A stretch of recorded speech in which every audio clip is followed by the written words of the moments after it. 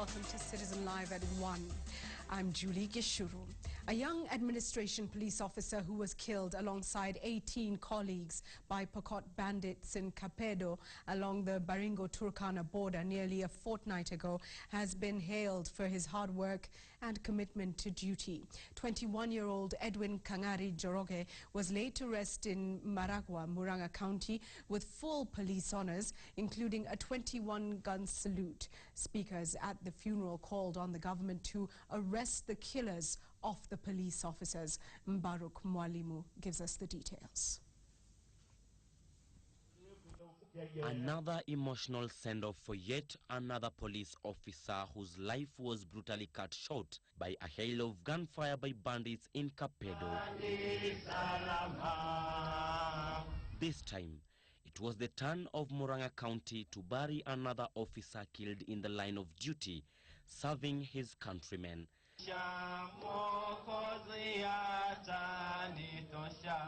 There was a 21-gun salute fired in honor of 21-year-old Edwin Kangari Njoroge,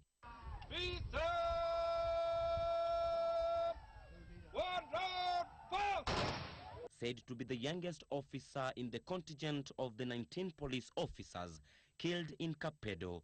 3 civilians were also killed by the Pokot bandits who are yet to be arrested. This was a career and a life cut short early on.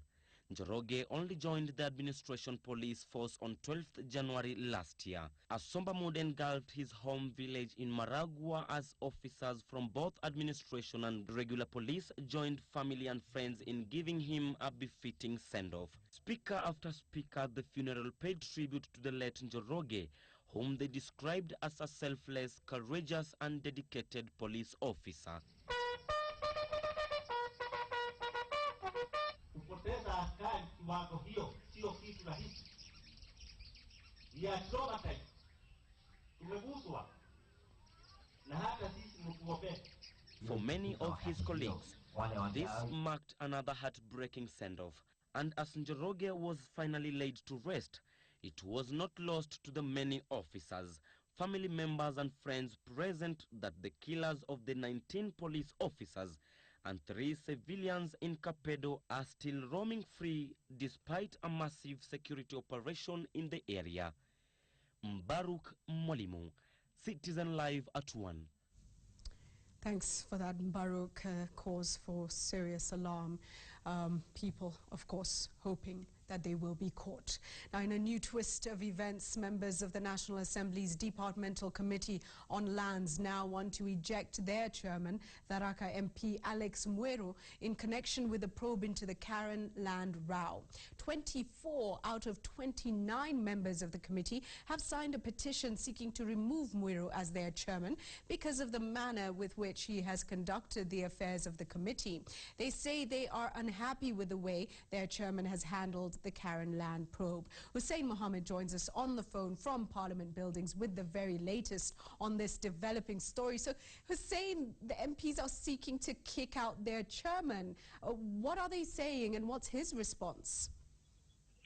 Right, Julie, it's a new twist really if you look at it, the whole saga. The committee by now should have been very far, have gone fine as far as investigating this scandal is concerned, because there are investigations from other government agencies, including the Ethics and Anti-Corruption Commission, but Parliament also has its role to play.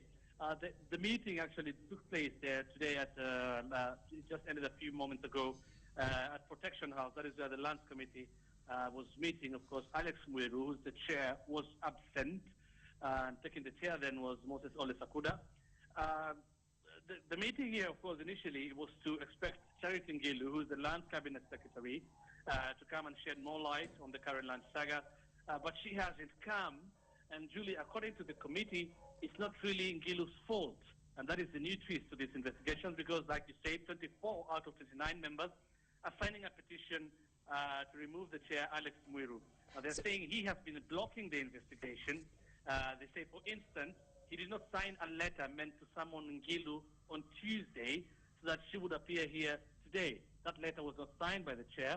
Today again, the members here are also saying that he had threatened, and he was threatening the members and telling them the meeting today will not go on unless he is the one who authorizes the meeting to go on. So he didn't want the meeting to proceed today, and that is why the members are very concerned, and they're saying they don't like the way in which he has been leading the departmental committee. What they're telling us now is that they're expecting communication from the floor of the House this afternoon on when Ngilu will appear before the departmental committee on land, Julie. But as far as this goes, Julie, the committee is still yet to talk to Ngilu or to grill her about this issue, and it was still waiting. But again, it points out the problems that have been bedeviling this lands committee, and especially after this land saga came up.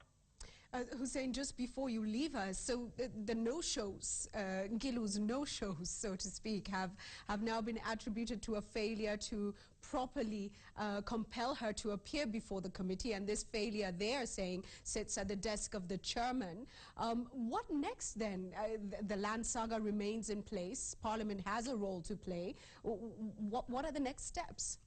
And that is the thing, Julie, and that's why I'm saying, at the end of the day, the other members are blaming Alex Mwiru, but it looks bad on the whole committee in itself, because up to now, these investigations are not kicking off. They are not starting. And of course, it doesn't help with the allegations and claims, and we've talked to them about that as well. They've denied again claims that members of the Departmental Committee on Land may have benefited from this land saga. So it doesn't really help their affairs of the committee very much, and with these allegations hanging over their heads. So what is next, Julie? They're saying we are expecting a communication from the floor of the House on when Ngilu will appear before the departmental committee. In the meantime, they've started the process of removing Alex Mwiru. Of course, we're trying to get him on phone, but he's not reachable. Of course, his response will also be very important to hear what he'll be saying about this. So in the meantime, as we wait to know when Ngilu will appear, the process of removing Alex Mwiru has started. They're writing to the clerk, and they're waiting for 3 days, after which Alex Mwiru will be given, of course, his chance to respond, Julie. Thank you so much for that update, Hussein. And of course, the news teams need to focus. We shall be focusing on this critical committee, which seems to have stalled in the work that it's supposed to be doing. Very important land matters in Kenya. We cannot afford to have this happen. We will keep an eye on this story.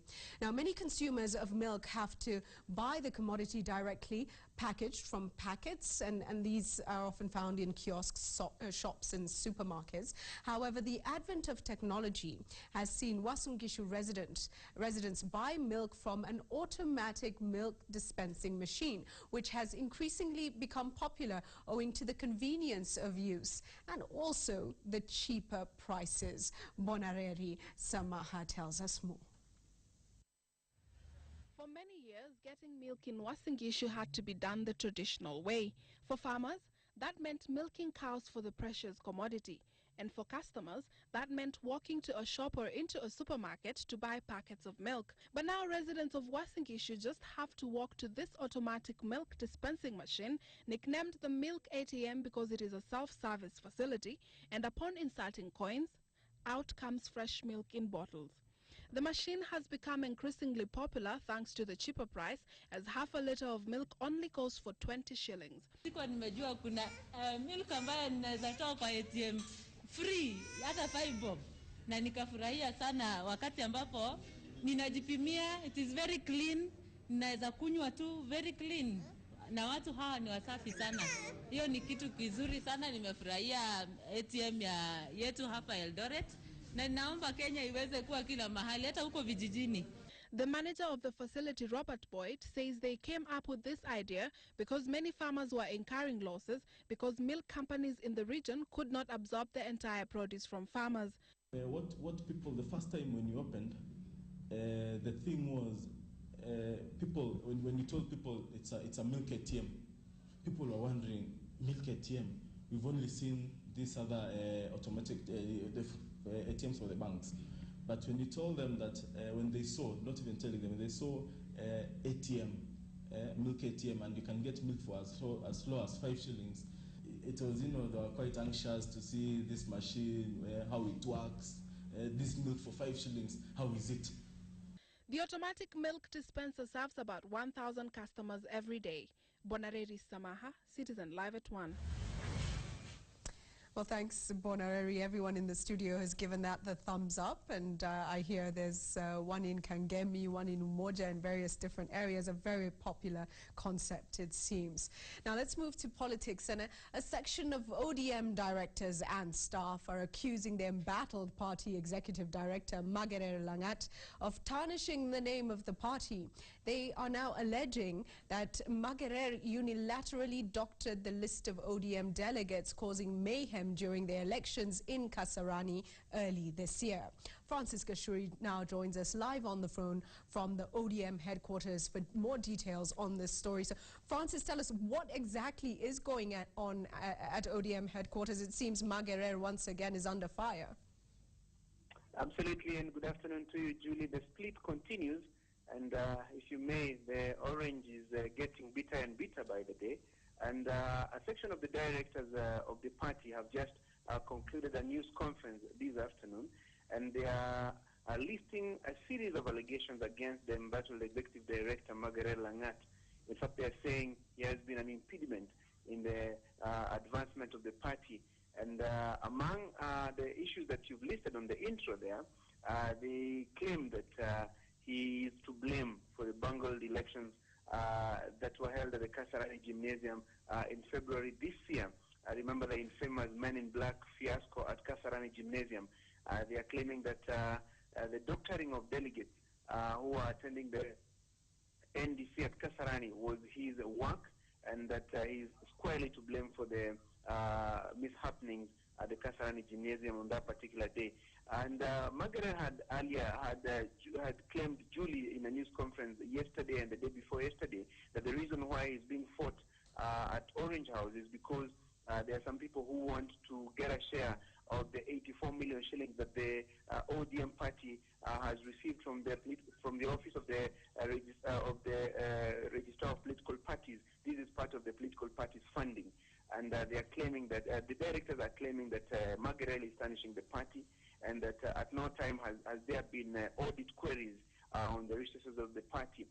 In fact, Julie, they are insisting, or they are demanding, so to say, that Magerere should immediately return the office possessions or the party equipment and items that are in his possession, including a vehicle that is in his possession, as well as the password of the party's main computer that they say has vital confidential information about the party. So, Julie, the standoff continues. Francis, tell us, who was in attendance at this meeting and which directors actually spoke? The directors who spoke were about 5 of them, led by the acting executive director, Joshua Kawino. We saw the director of operations in the party, Caesar Asio, communication director, Philip Etale, the director of political affairs, Wafula Buke, and members of the staff, and also the director of party membership, Rosemary Karaoke, and the other staff members. In fact, they are saying they are being tarnished, that the infighting between the standoff between Magerere and the party, so to say, has tarnished their names as employees of the party, and so they want him to come clean on the allegations that he has raised. And when we pose the question, because remember, Julie, Magerere has been summoned to appear before the disciplinary committee chaired by Fred Athwok on Monday at 10 a.m., when we asked them why are they putting the cat before the horse, so to say, by listing such allegations instead of delivering them to the relevant committee. They're saying they have already furnished that committee with the allegations that they have against Magerere. In fact, they're saying they had raised similar allegations against Magerere to the National Executive Committee of the party. And so it was only a matter of time before the issues were addressed. And so they are claiming because Magerere has been attacking the Secretariat through the media, they also want to respond in kind through the same media. Finally, Francis, some might say Magerere looks like a convenient fall guy in this situation, and others might ask, what does all this mean for the party? What probably it means, Julie, is that the friction continues and could have some far-reaching implications insofar as the integrity of the party is concerned, because when Magerere claims that he's being fought because of financial improprieties against some of the directors, and when the directors claim that he is tarnishing their names, then the standoff continues. We understand party leader Raila Odinga was around this morning, and he's scheduled to travel to Homa Bay, to Oyugis tomorrow to meet delegates from the party in Siaya, Homa Bay, Kisumu, and Siaya counties tomorrow as part of addressing the concerns that have been raised and issues that have been splitting the party, so to say. So a lot of damage control on the part of the party leader insofar as the image of the party is concerned. And the Margarel fiasco that has been rocking the ODM party is definitely most likely to be one of the issues that he will be addressing when he meets the delegates at Oyugis tomorrow. Thank you so much for that update. Francis Gashuri speaking to us there from ODM headquarters in Nairobi. A family of 6 in Kadongo village, Kisumu County, has been forced to flee their home after snakes invaded their house on 3 separate occasions. The family is now forced to spend their nights in commercial lodgings in the area to avoid being bitten by snakes. The incidents have shocked Kadongo villagers, with some of them claiming this could be the work of witchcraft. Martin Munene tells us more. Cleansing ceremony on the inside and worried faces on the outside. Welcome to the home of one Tobias Agala, where snakes have allegedly invaded his home, forcing him and his family to abandon their compound. Chukua tile nikachoma nayo hiyo nyoka. Sasa kutoka kwa boma tena, baada ya dakika 20 imeitwa tena nyingine imepatikana tena. In total, 4 snakes have invaded his house within 3 days, according to Agala. 2 of the snakes were killed and burnt, while the other 2 disappeared. Tukatoka hapa nyumbani, tukatafuta mahali pa kulala, watoto wamelala kwa boma ingine, mimi nienda nilale hata kwa lodging. The genesis of Agala's predicament, according to John Dare, a spiritual leader, is a dispute. Jamaa, tukiangalia kwa picha yetu ya nguvu ya Mungu, tunapata kama alivurutana na mtu. Sasa vile walivurutana, akaonywa. Sasa vile alionywa, sasa anaona upepo. Sijamini kitu, lakini mwenye tulikosana naye inaitwa Umunde hiyo. Na tena akatoka kwake siku, ilikuwa Saturday. Akaenda nyumbani kwangu kwa mama. Akamwambia mama, nitaona. Kuna wengine wamechezea, waliona, mimi tena nataka kuona. Kuanzia siku hiyo ndio mimi naona majabu kama hii mpaka sasa hivi. News of the incident spread fast in the area, and soon it was the talk of the entire village. Many of them came to help Agala deal with his predicament. And here, the brave got their chance. But as it turned out, the snakes were nowhere to be found. Sasa kuvile kukuja hapa sasa hii, naona tu ni upepo. Haipatikani. Sasa ni mavurukano. According to the spiritual leader, the issue can only be dealt with in 2 ways. Amesikia watu wanataka kutoka, watu waombe wanataka kutoka, ameingia.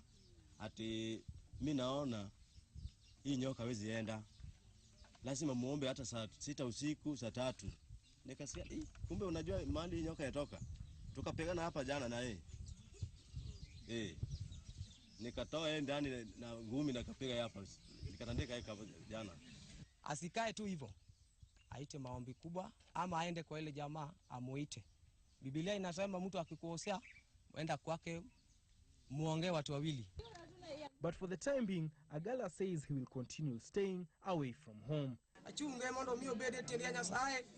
Martin Munene, Citizen, live at 1. Quite frightening.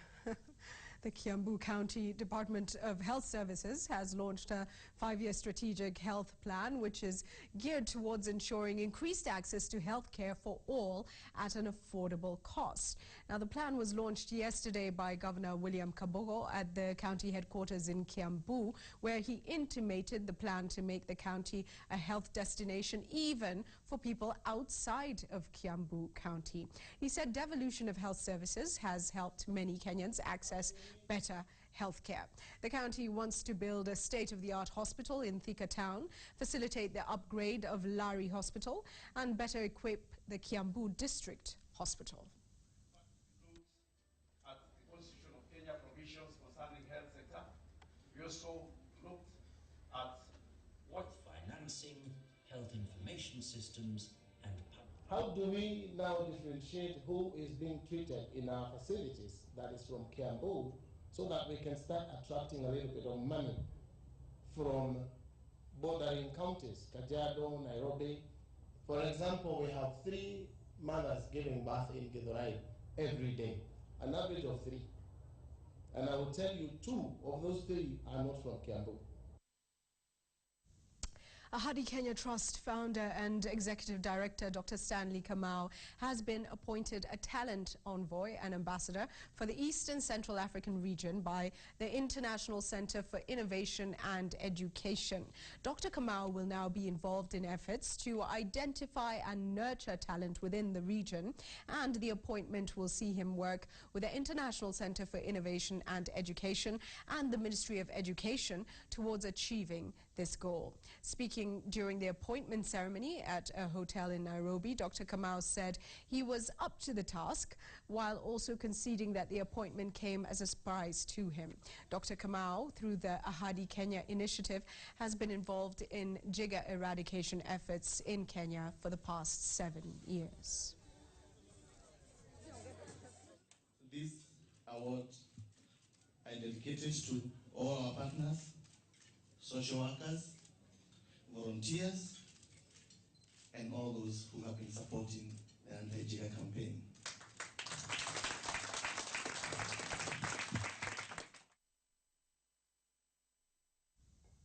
The body of a 31-year-old man who was at one time treated by authorities in Seychelles as a suspected Ebola case following his abrupt death has finally been laid to rest at his home in Uthangani village, Makueni County. This is after he tested negative for Ebola and Marburg fever. Now, Pius Nzwili from Nzawi district in Makueni County was working for a fishing company in the Seychelles when he fell sick and suddenly died. The government of Seychelles treated his death on 26th of September this year as a suspected Ebola fatality, after which his body was put in isolation and treated with chloride as per international health requirements. However, the Seychelles government later announced that tests carried out showed Nzwili's body was not related, his death was not related to Ebola or Marburg. Makueni MP Daniel Manzo says the man only suffered from gastric complications, and the Seychelles government should have handled his death more sensitively. Yes, they should not have treated the remains of with the chloride, having not tested to confirm, and having not contacted Kenyan government to confirm whether the deceased had died of Ebola.